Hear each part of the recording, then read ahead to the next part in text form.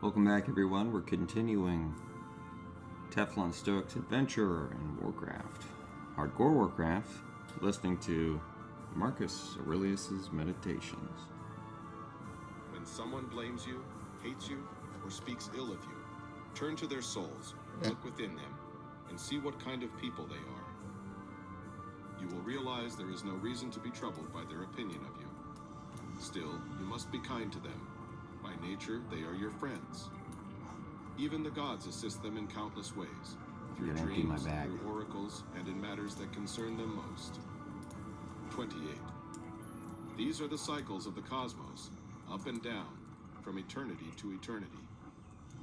Either the universal mind directs each thing, and if so, accept its guidance, or it set everything in motion once, and the rest unfolds as a consequence. So why worry? In one sense, either atoms govern all, or fate does. In short, if there is a God, all is well. If chance rules, do not act chaotically yourself.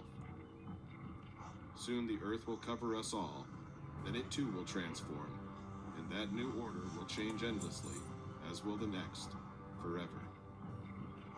If one reflects on the waves of transformations and their rapidity, they will come to despise all that is mortal.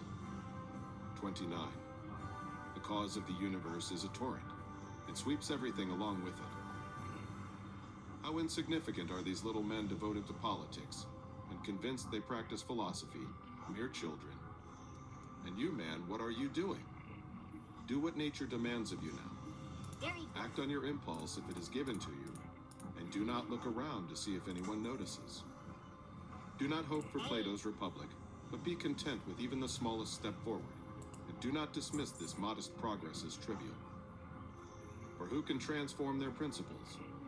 And without transforming their principles, what remains but the slavery of those who groan and feign obedience?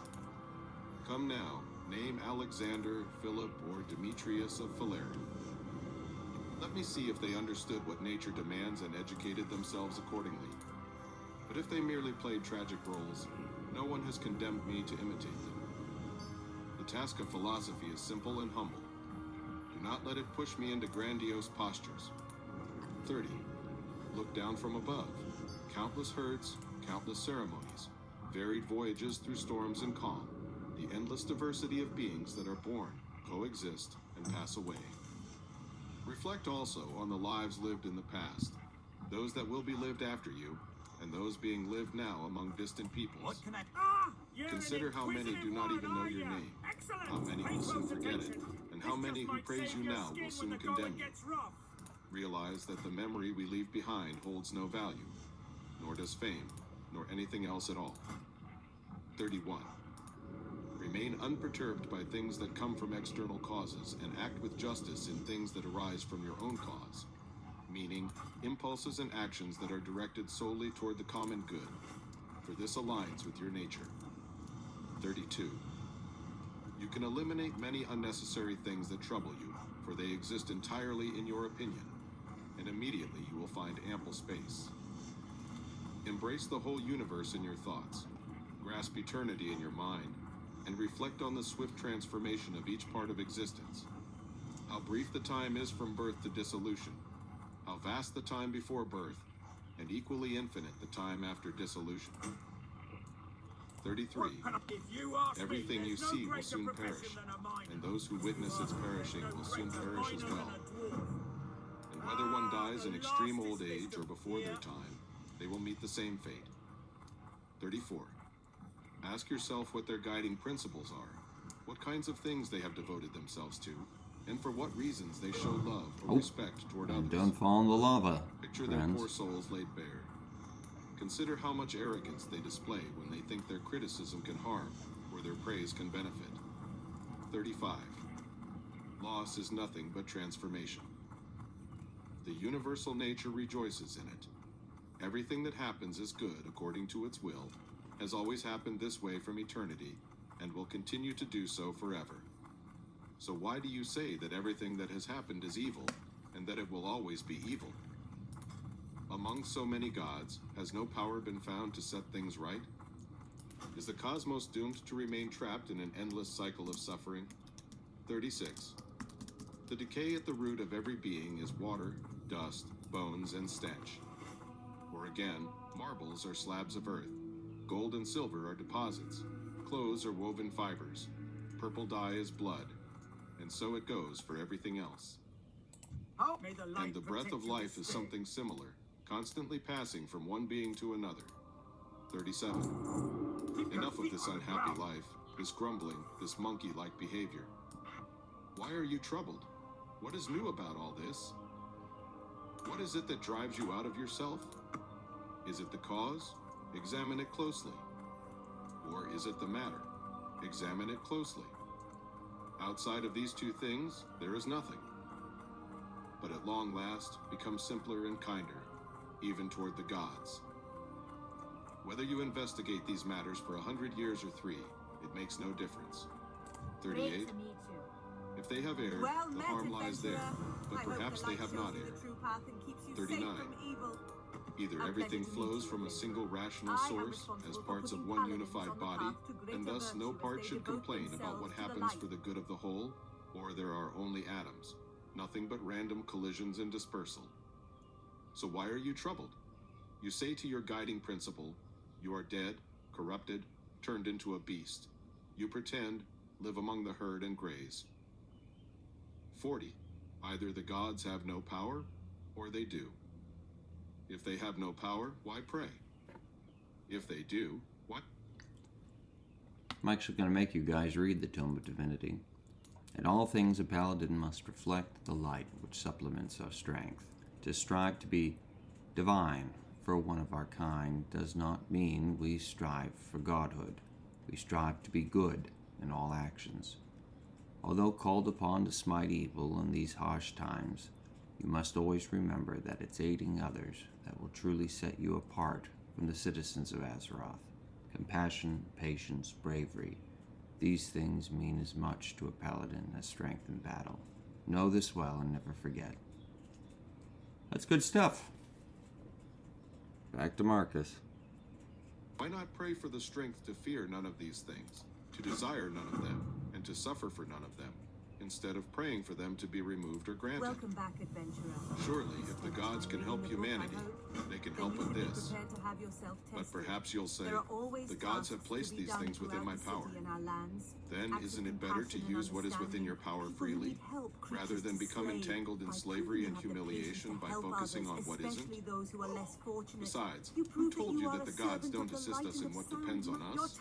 See me fall. Begin then to pray for this, and see what happens. One person prays, let me sleep with so-and-so. You pray instead, let me not desire to sleep with so-and-so. Another prays, let me be freed from this. You pray, let me not need to be freed from this. Yet another prays, let me not lose my child.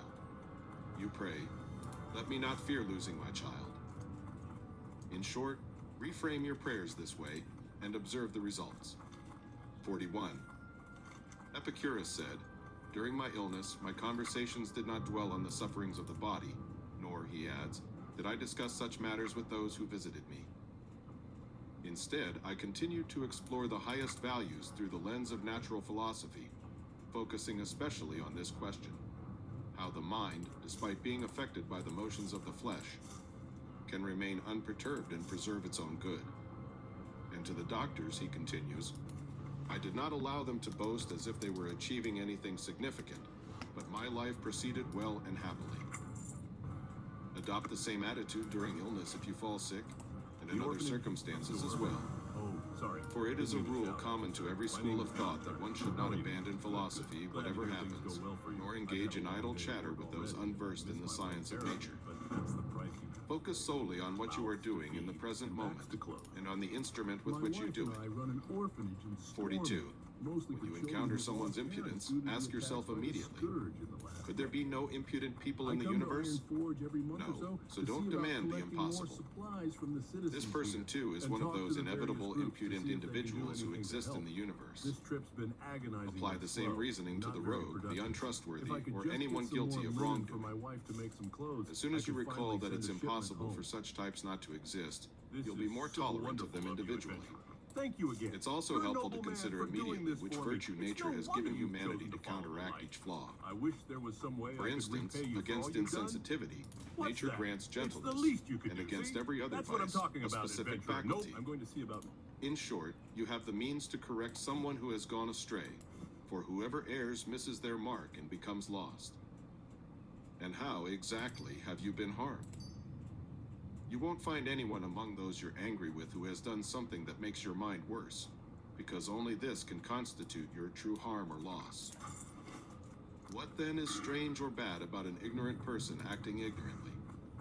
Instead, see to it that you don't blame yourself for failing to foresee that this person would commit such a fault, for reason gave you the tools to anticipate it, yet you forgot and are now surprised. Above all, when you complain about someone's dishonesty or ingratitude, turn to yourself. Clearly, it's your fault if you trusted someone with such a disposition, expecting them to keep their word, or if, in doing them a favor, you didn't act purely for the sake of the action itself, or derive immediate satisfaction from the act alone.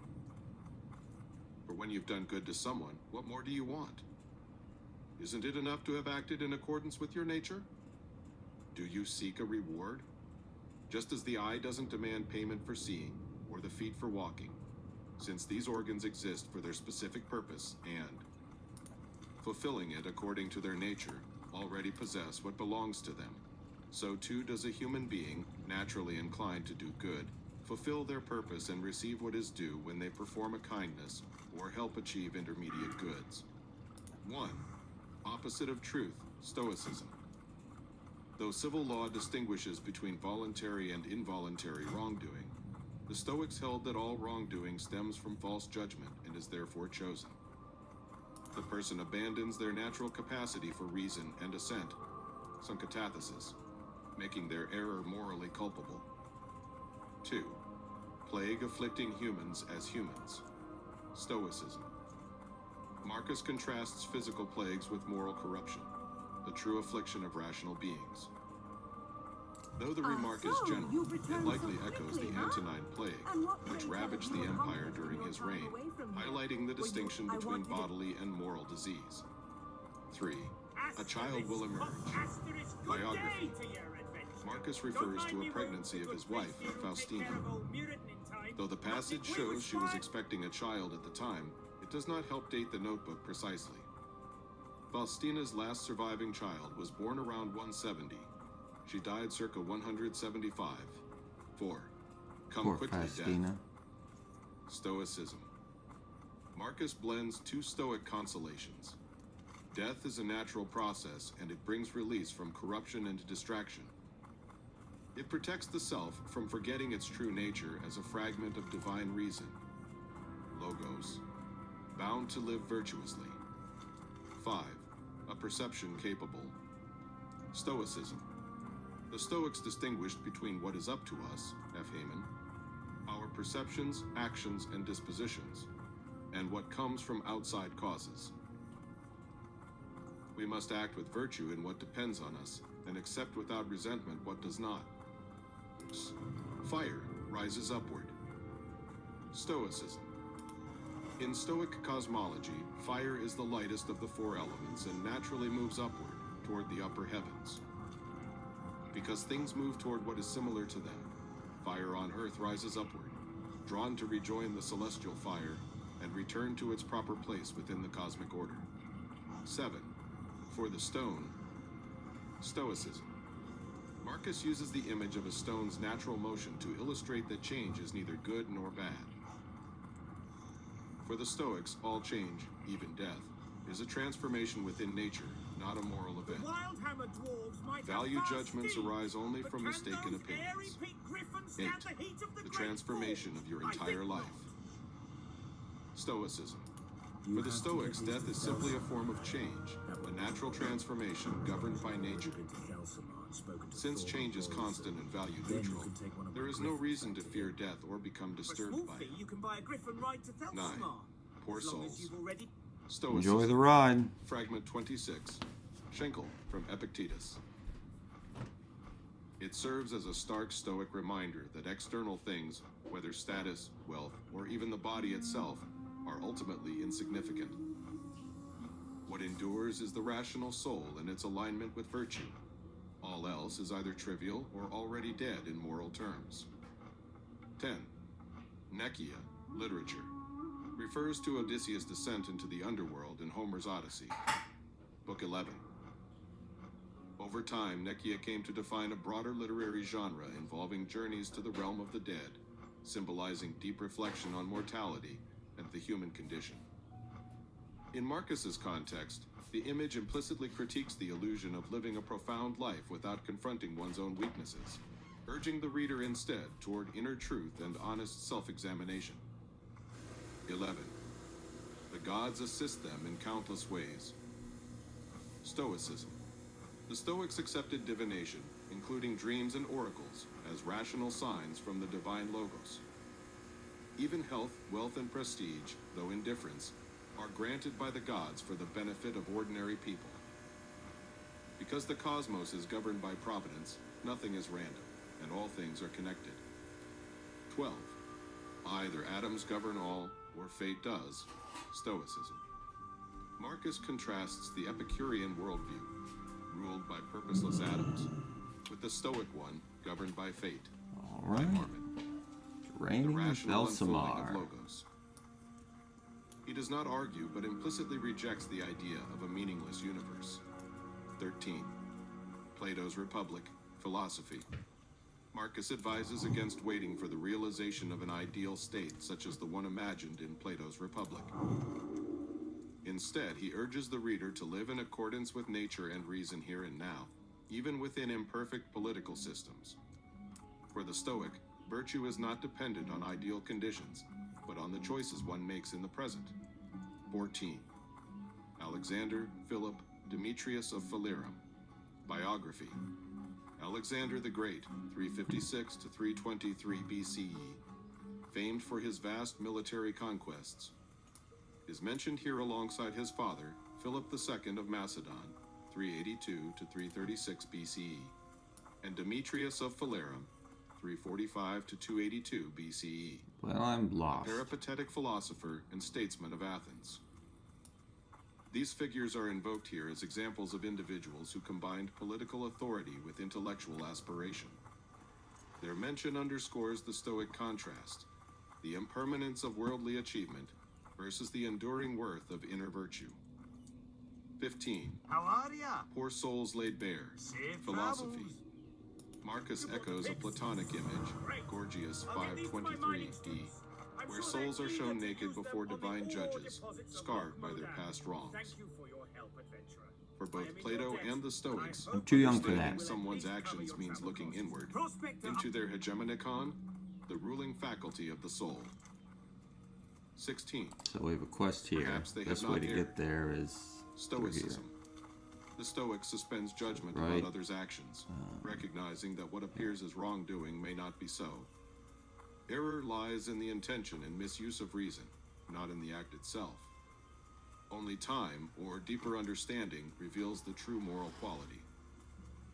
17. Everything flows. Stoicism.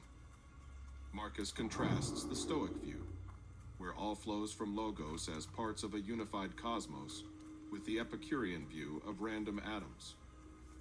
In both cases, worry is irrational.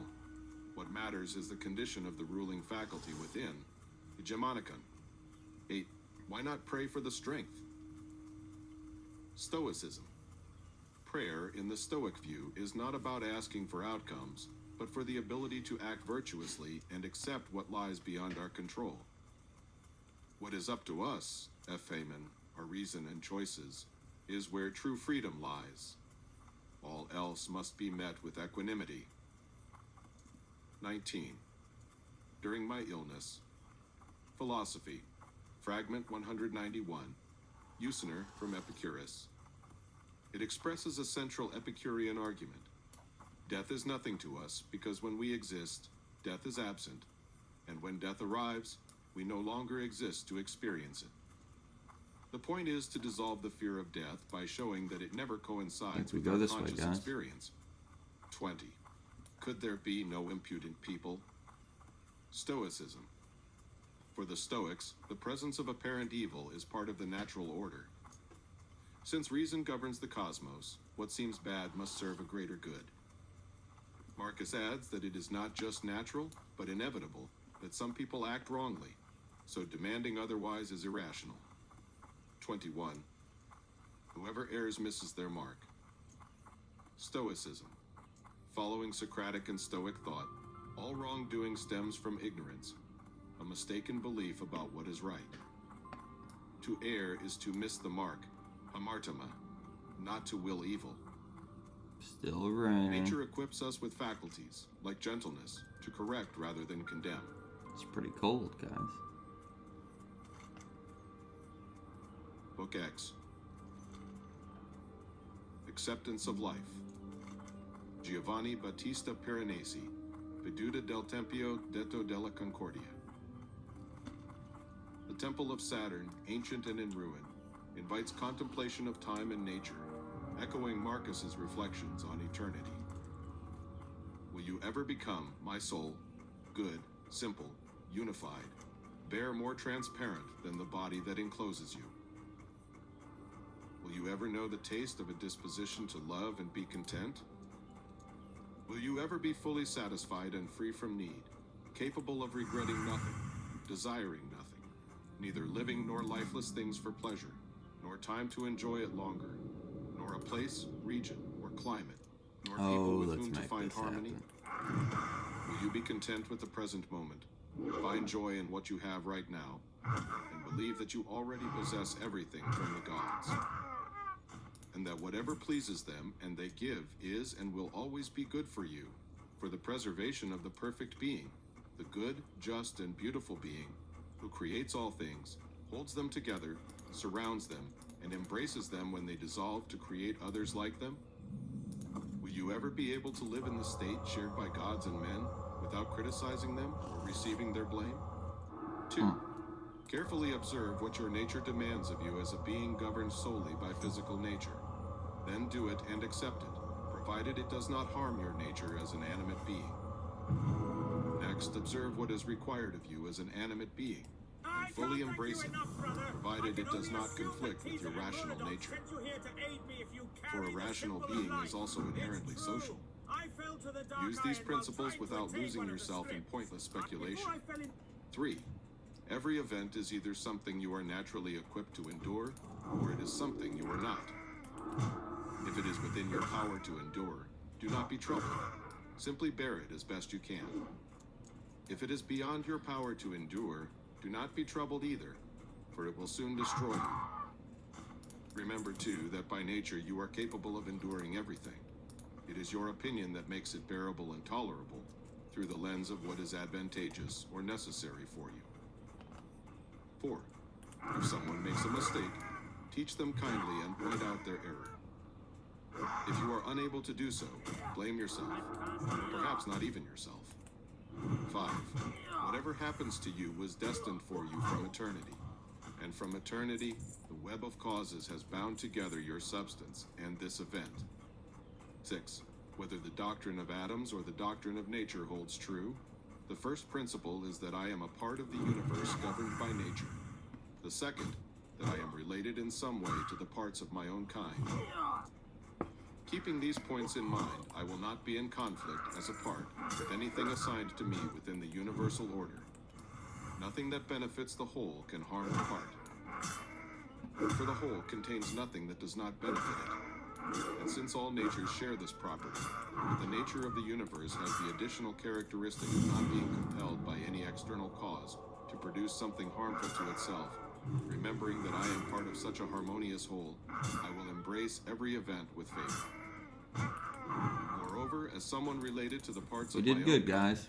I will do nothing contrary to the common interest, but instead direct every impulse toward the common good and turn it away from the opposite. If these conditions are fully met, life cannot help but flow happily. Just as you might imagine the life of a citizen flows happily when they are always engaged in actions beneficial to their fellow citizens and ready to embrace whatever is assigned to them by the city. 7. The fate of the parts of the whole, of all the parts contained within the cosmos, is to perish. By perish, I mean to transform. But if this transformation is an evil for them, and an inevitable one at that, then it would be impossible for the universe to function well, since its parts are destined to change, and are inherently designed to end, in various ways, through destruction. Would nature then have deliberately harmed its own I guess parts, some exposing spirit. them to harm and inevitably subjecting them to suffering? Or did nature fail to realize that such a situation was being created? Both assumptions are implausible. And even if someone, setting aside the role of nature, were to explain this process as a mere physical phenomenon, it would still be absurd to say that the parts of the whole transform through a physical process, while simultaneously being astonished by it as though it were unnatural, or refusing to accept it, especially since the outcome of dissolution is simply the release of the components that make up each individual being. For either the elements that formed the compound are dispersed, or the solid becomes earth, and the aeriform becomes air, so that these elements are corpses are reabsorbed nice. into the universal reason, whether the cosmos progresses through periodic conflagrations, or renews itself through perpetual internal exchanges. And do not imagine that the solid and the aeriform you consist of now are the same as those from your first moment of life. All of this has flowed into you yesterday or the day before, through food and the air you breathe. Found it. What transforms is what has been taken in recently, not what your mother gave birth to. You may concede, however, that what she gave you ties you closely to your individual essence. But this has nothing to do, it seems to me, with what we are discussing here. Well, we can speed this up a little bit. 8. If these are the terms by which you define yourself, Office good, here. modest, honest, Should prudent, have set my heart harmonious, for noble, Iron Forge. take care not to lose them, and if you do, return to them quickly. Remember that prudent means exercising careful and deliberate judgment in all things. Harmonious means willingly accepting what is assigned by the common nature. And noble means elevating your rational part above the sweet or bitter movements of the flesh, above fame, death, and all such things. If you maintain these qualities without craving recognition from others for embodying them, you will become a different person and enter a new kind of life. For continuing as you have been, struggling and wallowing in such a life, is fitting only for someone who is deluded, clinging to life like those wounded beasts in the arena. Half devoured, covered in wounds, blood, and dust, yet still begging to be spared until tomorrow, only to fall prey again to the same claws and jaws. So hold fast to these few principles, and if you can remain steadfast in them, stay there as though you've emigrated to some blessed island. But if you find yourself slipping and unable to hold on, retreat with confidence to a quiet corner where you can preserve them, or even leave life altogether, not in anger, but simply, freely, and with discretion, achieving at least this much, to depart in peace. To help you remember these principles, it will greatly assist you to keep the gods in mind, recalling that they do not wish to be flattered, but desire all rational beings to become like them. And that the fig tree should fulfill its role as a fig tree, the dog as a dog, the bee as a bee, and the human as a human. 9. Farce, conflict, excitement, lethargy, slavery. Day by day, these will erase all those sacred principles you hold outside the science of nature, which you later abandon. Instead, you must observe and act in such a way that, on one hand, what is required by the circumstances is fulfilled, and on the other, theoretical understanding is exercised, and the self-assurance derived from a rigorous knowledge of individual things is preserved with utmost discretion, but without concealing it. When will you be able to enjoy simplicity? When seriousness? When the knowledge of each thing, what its substance is, what place it occupies in the cosmos, how long nature has allotted for its existence, of what elements it is composed, to whom it may belong, who can give it or take it away. 10. A spider is proud of catching a fly. Someone is proud of catching a hare, others of trapping a sardine in their net, some of capturing wild boars, others of bears, and still others of Sarmatians. But are they not all thieves, if you examine their principles? 11. Now Observe this how is our everything home. transforms into something else. Develop a Good. method for observing this phenomenon, apply it consistently, and practice within this realm, for nothing contributes as much to nobility of spirit. He has stripped himself of his body, aware that in a moment he must leave all this behind and depart from the world of men. He has devoted himself entirely to justice, for what lies within his power, and to the universal nature, for events that do not depend on him. He does not even consider what others will say or think about him, or what might be done against him, content with these two pursuits, acting justly in what he is doing at the moment, and loving what is assigned to him at the moment. He has set aside every other concern and occupation, wanting nothing more than to walk the straight path to its end, following the law, and to follow God, who walks the straight path to its end. Well, why resort to speculation when it is possible to observe what needs to be done? And if you see it, proceed calmly in that direction without looking back. You've done it. If you do not see it, suspend judgment and seek the advice of the wisest counselors. You're a blessing And and a if light obstacles if I ever arise saw. along your Not path, that I'll be able to move use forward according to the resurrection in possibilities of the hardcore. moment, adhering, You've after done careful all of examination, Ironforge a to great what seems favor right. Today, adventurer. For I'm achieving proud this to goal count is the you best among thing, us. since missing it means failure. Whoever follows reason in all things is serene, yet Let's ready go do to the act, deep run with joy in their rat face and roundup. seriousness at the same time. 13. As soon as you wake up, ask yourself, will it really make any difference to you if someone criticizes what is just and well-intentioned? No. Have you perhaps forgotten what these people, who presume to praise or criticize others, are like in bed at the table? Have you forgotten what they do, what they avoid, what they chase after, what they steal, what they plunder? Not with their hands and feet, but with their most precious part, which could nurture loyalty, modesty, love of truth, respect for the law, and a good spirit, if only they chose to. 14. To the nature that gives and takes away everything, the educated and respectful person says, "Give me what you will, and take back what you will." And they say this not defiantly, but simply out of obedience and goodwill toward nature. 15. The time you have left to live is short. Live as though on the summit of a mountain, for there is no difference between living there or here, if one lives everywhere in the universe as though in a single city. Let people see, let them observe closely, a true man who lives according to nature. If they cannot bear him, let them kill him. It is better to die than to live as they do. This place has a lot of pinch points. 16. In short, you no longer need to debate what a virtuous person should be like. You must simply be one. 17. Continually remind yourself of the I'll find vastness of Bingles for you. eternity, We've the lost entirety of contact with substance, Bingles. and that We every were single sent part on a in reconnaissance relation to mission substance over Gnomerid is like a and fig hasn't seed, reported back and in in over a relation to week. time, Yeah, we know a where mere Bingles turn of is. the drill. 18. When assessing each object, consider it as already dissolving, in the process of transformation, and on the verge of decaying or dispersing, or recognize that everything has been born, so to speak, with the purpose of dying. 19. Observe how they behave when they eat, sleep, mate, relieve themselves, and in all the rest. Then see how they act when they pretend to uphold the law, puff up with pride, or give in to anger and scold others from a position of superiority. Just moments ago, they were serving someone else for certain reasons, and soon enough, they will be back in such a state again. 20. What benefits each person is what the universal nature brings to them, and it benefits them precisely at the moment it is brought. Pied 21. Piper here. The earth loves the rain, and the sacred ether loves it too, and the cosmos loves to bring about all that must happen. So, I say to the cosmos, I love with you.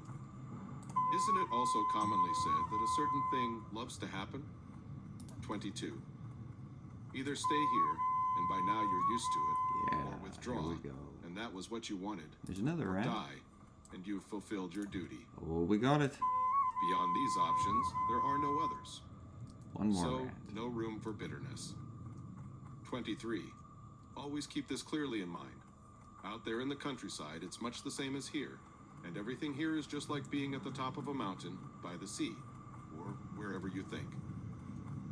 You'll find exactly what Plato described. Retreating, he says, to his sheepfold in the mountains, milking bleeding sheep.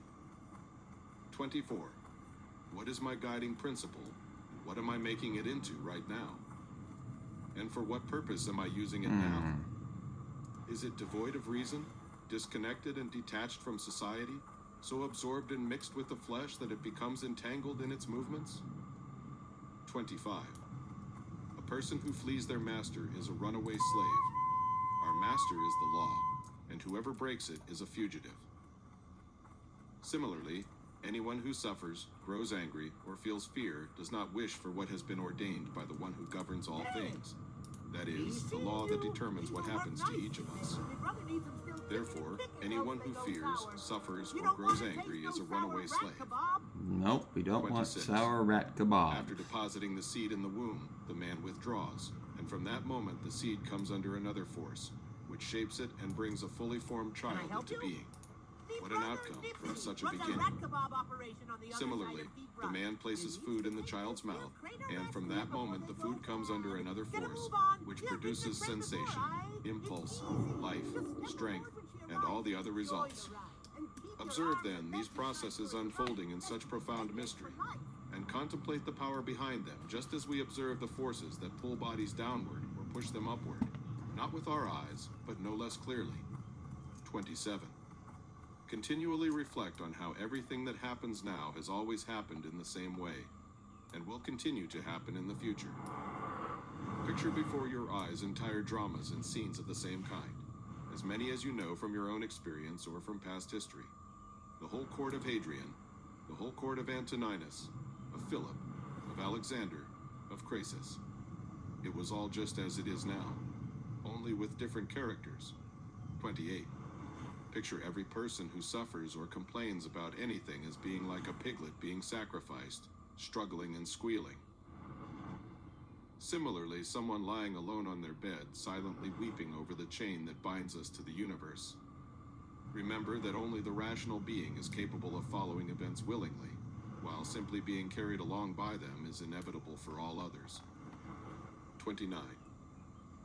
For every single thing you do, pause to reflect and ask yourself, is death something to fear because it will take that away from you? 30. When you come across someone's wrongdoing, immediately turn to reflect on what similar fault you might be committing. For instance, by valuing pleasure or fame or things of that sort. By reflecting on this, you will quickly forget your anger, especially if you remind yourself that the person is acting under compulsion. What else could they do? Or if you are able, free them from their state of compulsion. 31. When you see Satyrion, picture a Socrates, or Eutyches, or Hymen. When you see Euphrates, picture Eutychian or Sylvanus. When you see Alciphron, picture Tropiophorus. When you see Xenophon, picture Crito or Severus. And when you turn to look at yourself, I forgot me picture brother one of the Nimsy. Caesars, You better turn that and in. similarly for each of the others. Then let your mind ask, where are these people now? Nowhere, or somewhere unknown. For this is how you will continually see that human existence is smoke and nothingness, especially if you remember that whatever has been transformed will never exist again for all eternity. So why do you torment yourself? Why not simply focus on completing this brief journey as it should be done? What material or purpose are you trying to escape?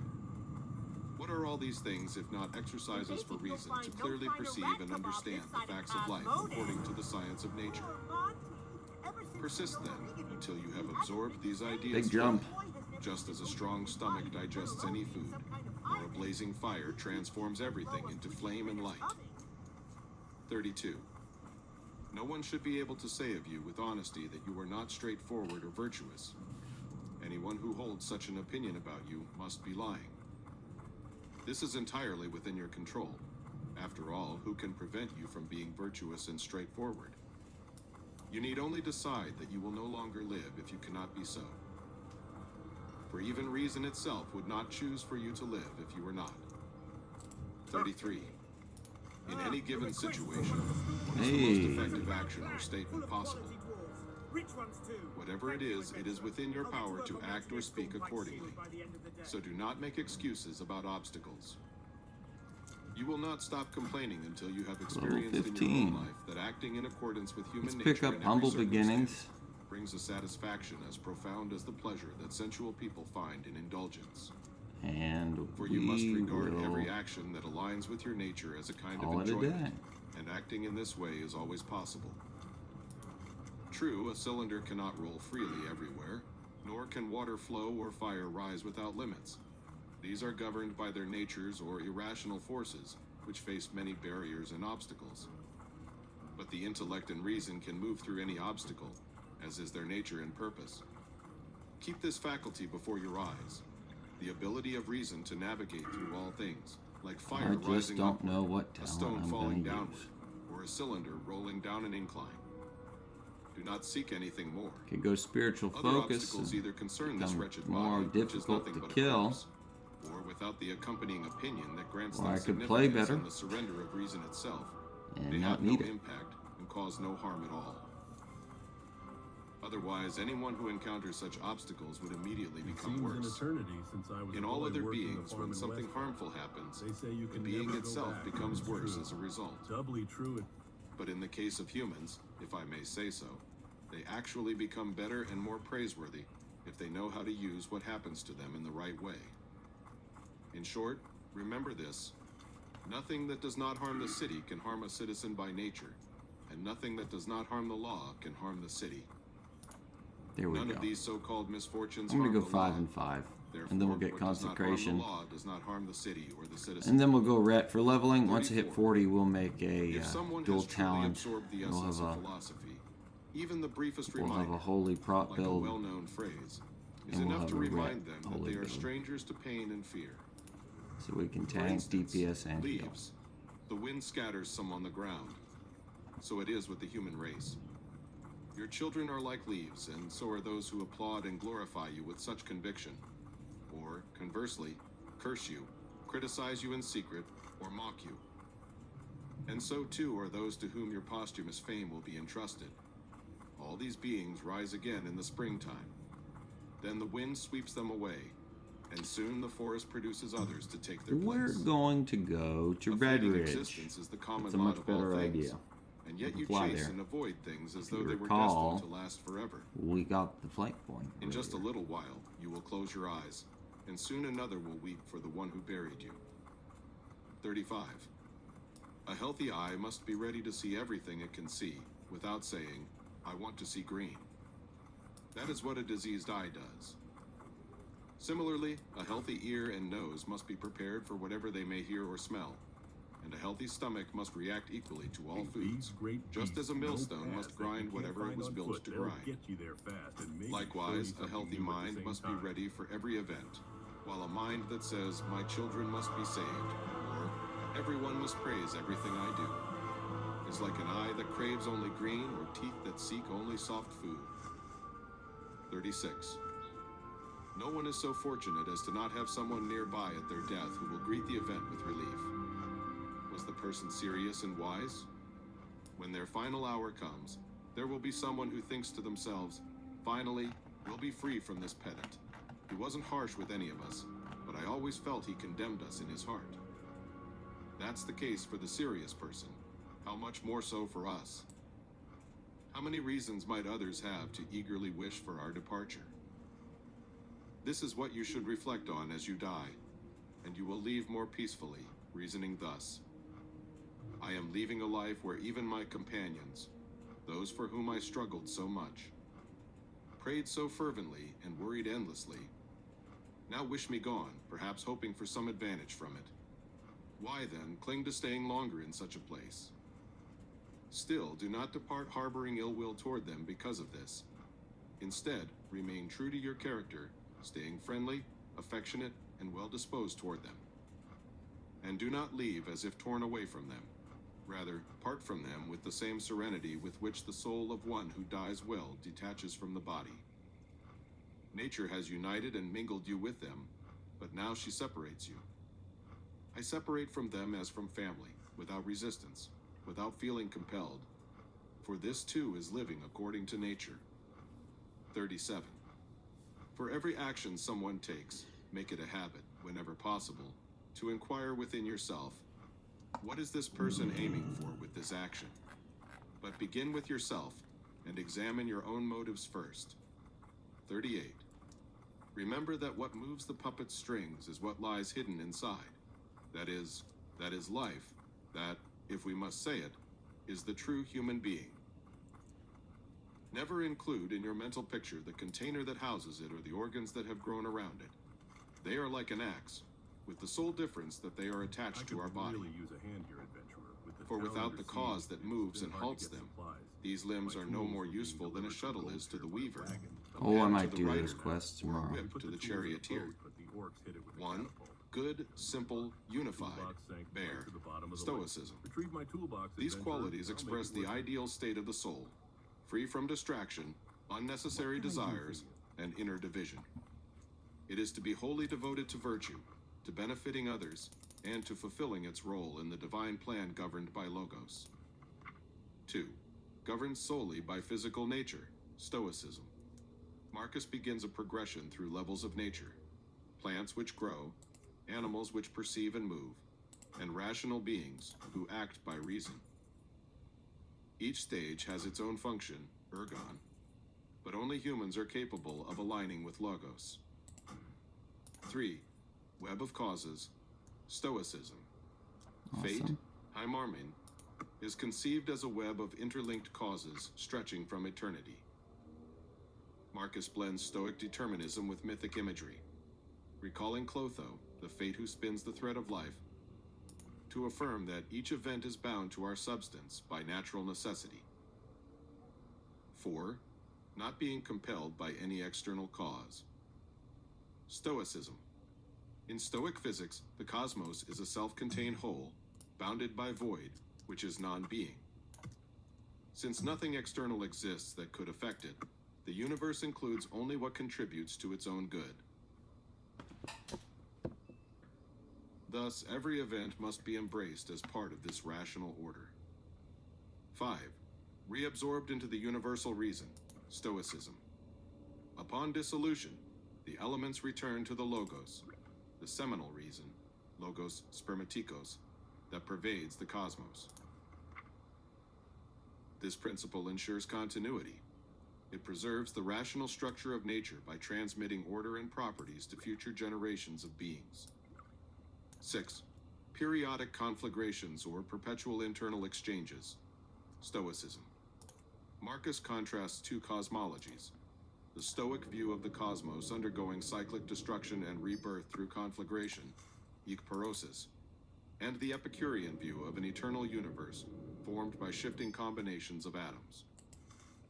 Both accept change, but only Stoicism posits a rational, repeating order.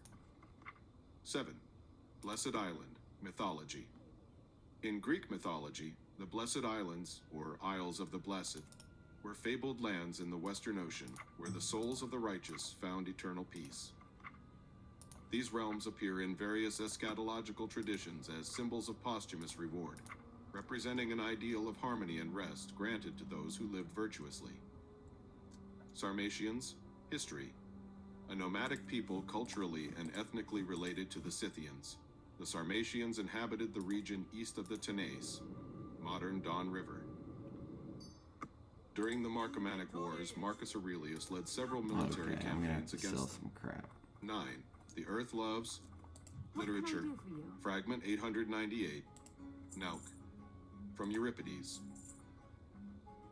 Celebrates the generative and sacred role of the earth in human and cosmic life. In classical thought, the earth was often revered not only as a nurturing presence, but also as a symbol of cosmic stability and renewal. That should be good. Euripides invokes this image to honor the generative power of nature, both human and divine. 10. Loves to happen, Stoicism. Marcus uses a literal Greek idiom, normally rendered "this tends to happen," to express the idea that events arise in accord with nature. What occurs does so necessarily and harmoniously within the rational order of the cosmos. 11. Retreating to his literature, Plato, Theaetetus, 174, d. A metaphor for the philosopher surrounded by ignorance, isolated not out of arrogance, but because the world around him is blind to higher truths. The passage reflects the tension between the contemplative life and the distractions of ordinary society. 12. Croesus, biography, king of Lydia, circa 560 to 546 BCE, renowned for his immense wealth. In Greek thought, he became a cautionary example of the unpredictability of fortune. Once powerful and prosperous, he ultimately lost everything. His story, immortalized in Herodotus, serves as a reminder that material success offers no protection against the reversals of fate, a theme deeply resonant with Stoic views on the impermanence of external goods. 13. Valuing pleasure or fame. Stoicism. Pleasure, fame, and similar pursuits are indifferents. Adiaphora. Neither good nor bad in themselves. Can you do me a favor? I've prepared a lunch For the guard Stoic, Parker, but he's out wrongdoing on often patrol. stems from attaching value to these externals rather than to virtue, the only true good. 14. Satyrian, Xenophon. Biography, uncertain. These are obscure or possibly fictional figures mentioned in a cryptic context, with no clear historical Be record. careful. Their identities remain uncertain, and they may have been included by Marcus Aurelius as symbolic or anecdotal references. 15. Acting in accordance with human nature. Stoicism. True satisfaction arises from living in harmony with human nature, which means acting rationally and virtuously. Obstacles are predetermined by fate, but the ruling faculty, hegemonikon, can always... All right, everyone. Thank you very much for doing the Tome of Divinity for us. As TeflonStoic listens to Stoic philosophy and plays hardcore WoW without dying. I hope you all have a very good day.